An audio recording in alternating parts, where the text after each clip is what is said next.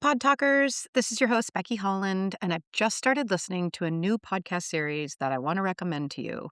And it's called The Walkers, The Real Salt Path, hosted by Chloe Hadjimatheou from The Observer and Tortoise Investigates. Now, just to note, while this episode is technically, of course, about a podcast, because that's what Pod Talk is, the podcast I'm featuring dives into a book controversy. So even though it might sound like I'm talking more about books and genres and specifically memoirs, I promise, it will all circle back to the actual podcast show I'm recommending. So stay with me.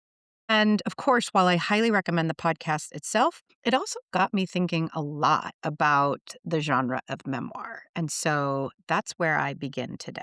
As an English teacher, one of the first things I like to do with students is break down words and think about why we use the ones we do, what meanings they carry, and construct. Most of you probably know that the word memoir comes from the French word for memory. So when I introduce memoir in my class, my students and I start by sorting through a range of examples. We look at fiction versus nonfiction, of course, and biography versus autobiography versus memoir. And sometimes I even throw in a little creative nonfiction as a genre bending challenge. I'll let you look that one up. It's actually one of my favorite genres. But ultimately, the goal with students is to examine these texts to help us arrive at a working definition of what a memoir really is. And once we land on a shared understanding, it's usually something like this. A memoir tells a story from a person's life, while a biography or autobiography attempts to tell the story of a person's life, someone else's or one's own. We also talk about memory itself, how a person's memory of an experience is their truth, even if it isn't a perfectly objective record of fact. I often use their own class experience as an example. For 1 hour, they all sit in my English class together in the same room at the same time, doing essentially the same things. And yet each student walks away with a slightly different version of the experience, a different memory of that hour. That idea, that lived experience is filtered through perspective, is at the very heart of memoir. And within that, I share with them that memoir does allow for certain creative liberties. Authors have general permission to change people's names, alter details, or conceal certain places in order to protect privacy and maintain anonymity. These choices don't necessarily make the story any less true.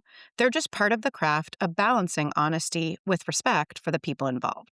Memoir authors may compress time, heighten emotion, or shape scenes so they read with clarity and impact.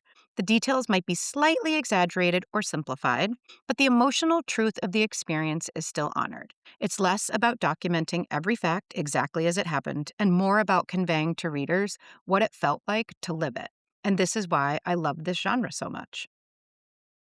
So, what do you do if you pick up a book that claims it's a memoir, but isn't entirely true? How far can an author bend or shape their story before it tips into fiction or something else? Where exactly is the line between truth and storytelling? And that question is what drew me into the Walkers story of the Salt Path, which, by the way, the Walkers isn't their real name, if that doesn't tip you off already. So for what it's worth, I haven't actually read this memoir myself, and I probably won't. But I've heard a lot about it, and I've also heard about some controversy surrounding it, which is the heart of the podcast series, The Walkers, The Real Salt Path. So let me back up for a moment and give you a little background on the story so you have the full picture before we dive in. The Salt Path is slated as a memoir by Raynor Winn, a kind of pseudonym, and it tells the story of an older couple, Raynor and Moth Winn, her husband, who embark on a long walk along a rugged coastal trail in the UK known as the Southwest Coast Path. Along this challenging journey, Raynor shares the heartbreaking details of how their life fell apart, her husband's devastating and incurable illness, and their remarkable recovery. In many ways, it reads like a rags to riches story, but through the lens of endurance, resilience, and the raw beauty of the natural world. Or does it? Now, I've loved reading memoirs for as far back as I can remember, and you might be wondering why. While writing this episode, I asked myself, what is it about this genre that resonates so deeply with me? I think it's because memoir offers the best of both worlds, truth and lived experience, shaped into the familiar, compelling arc of a story. I love the way memoir lets us step into someone else's life, often at a particularly challenging moment or reflecting on something in the person's life that was hard. These stories invite us to see the world a little differently. And in that way, they don't just tell me about someone else's life, they quietly shape how I think about my own choices. I'm drawn to the way memoirists can take what might seem like an ordinary life or life moment and through their perspective, language, and emotion, reveal the extraordinary within it. They help us see more deeply, both into their world and often into our own. And that's why I love this genre so much. So why haven't I picked up The Salt Path and read it cover to cover? Well, for as much as I've loved memoir, I've also been burned by it. Twice, in fact. If you're close to my age, gulp, you probably remember the memoir, quote unquote, A Million Little Pieces by James Fry. Back in the early 2000s, it was promoted as the true story of an addict going through a remarkable transformation into sobriety. And it was a huge success, selling millions and celebrated by many, even earning Oprah's stamp of approval.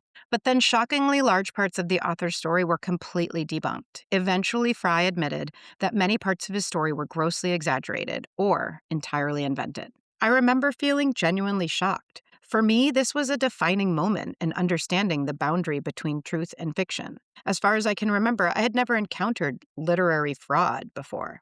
It left a mark. And while there's an underlying assumption that memoir allows for some shaping and compression, for me and many others, Fry crossed a line when his story was filled with invented or drastically altered events. Now, around that same time, I was just beginning my teaching career. Not long in, I was teaching a unit called Changemakers, and my teaching partner and I were looking to integrate a shared text. For a variety of reasons, we chose Greg Mortenson's 3 Cups of Tea, an enormously popular memoir that had recently been adapted into a young reader's edition. To us, Greg seemed like the ideal changemaker. An ordinary person whose unexpected experience moved him to make a difference in the lives of others. It felt like a perfect fit for a middle school unit about people creating positive change. And through his story, as you might remember, Greg not only brought attention to a region of the world in need of support, but also founded an organization intended to help some of the most vulnerable children gain access to education, especially girls. So there we were, reading his memoir with hundreds of middle school students for several years in a row, teaching that each of us has the power to make change in our communities and beyond. We even organized students to be changemaker themselves, raising support for his foundation, which was said to be transforming children's lives through education. His memoir became our anchor text, held up as a model for students of how honesty, integrity, and determination could shape a life of meaningful change. A perfect fit, right? We thought so. Until it wasn't. And he wasn't. If you recall, in 2011, the TV program 60 Minutes aired an investigative report that called key parts of Greg Mortenson's story into question. How exactly had he ended up in that remote Pakistani village? When did he actually arrive? And what truly inspired his work building schools in the region? In the wake of that national attention, fellow author and journalist John Krakauer published his own investigation, 3 Cups of Deceit, which not only appeared to confirm significant inaccuracies in Mortenson's memoir, but also raised serious concerns about his charity work and foundation. Eventually, Mortenson acknowledged that he had embellished elements of his story, misrepresenting timelines, blending together or altering certain people he encountered, and presenting some events in ways that were not entirely accurate. Once again, I was shocked. There I was, not only celebrating what I believed to be someone's truth by teaching a memoir, but actively promoting it in my classroom. And I was totally wrong. I don't really blame myself. At the time, it had been vetted, published, and celebrated. But I did feel a deep sense of disappointment, almost betrayal. We trust writers, publishers, and agents to do their due diligence. If a book is presented as truth, especially under the banner of memoir, there's an expectation that the core of it is honest. This wasn't a matter of minor shaping or narrative compression. This was deception. Millions of readers had been invited to believe a story and support a cause built on claims that weren't fully true. And as an educator who had championed that story, I felt awful. Side note, yes, we stopped reading the memoir with students, and it took me a long time before I felt comfortable teaching another one. So here we are again, talking about another memoir that may not be entirely what it claims to be. And that's exactly what the Walkers, The Real Salt Path podcast explores. The host, Chloe Hadjimatheou of The Observer in the UK, constructs a careful, layered investigation into the Salt Path, calling into question the truth and accuracy of its central narrative. Her reporting suggests that several elements of the story may not represent the full picture, and in some cases may have significantly been altered or misrepresented. One of the most striking questions centers on the author's husband's medical condition. In the memoir, his diagnosis is presented as a devastating, incurable neurodegenerative disease that typically shortens life expectancy. And yet, years later, he's described as not only surviving far beyond expectations, but also, in some ways, improving. An outcome that has led medical experts and reporters to question how the illness has been portrayed, which raises the uncomfortable question that sits beneath so many memoir controversies. Why reshape a life in this? uh, Why reshape a life story in this way? Is it the pull of fame and recognition, the power of a compelling narrative, the way hardship stories attract attention, sympathy, and opportunity? What is it that drives people to deceive? These are the tensions the podcast sits with and the questions it invites listeners to wrestle with. And there's one more thing I want to leave you with. Recently, perhaps in response to controversies like these, I've been hearing more about a literary category called autofiction. Coined in the 70s, it blends autobiography and fiction, intentionally blurring the boundary between lived experience and imagination. Which makes me wonder, maybe part of the issue isn't only what authors write, but how books are framed and categorized. If a story draws heavily from life but reshapes or fictionalizes it, perhaps audiences deserve clearer signals about what they're being asked to believe. Because memoir, at its core, asks for trust, and readers and listeners should know what kind of truth they're being invited into. So I'll leave you with this.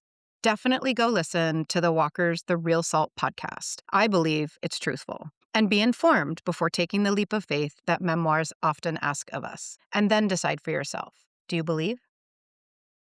Thanks so much, Pod Talkers. For more information about Pod Talk, you can email me at apodtalk@gmail.com. That's apodtok@gmail.com. Or follow our socials at pod.talk on Instagram. And if you like the show, please give us a rating and a 5-star review, as it helps us get discovered. Don't forget to check out my other show, Freeport Local, a podcast series that celebrates all things Freeport, Maine. It's super fun, too. And of course, please be sure to share this show with friends, family, coworkers, and anyone who loves a great podcast series. Thanks so much for listening. More episodes are always coming soon, and have a great day. Take care.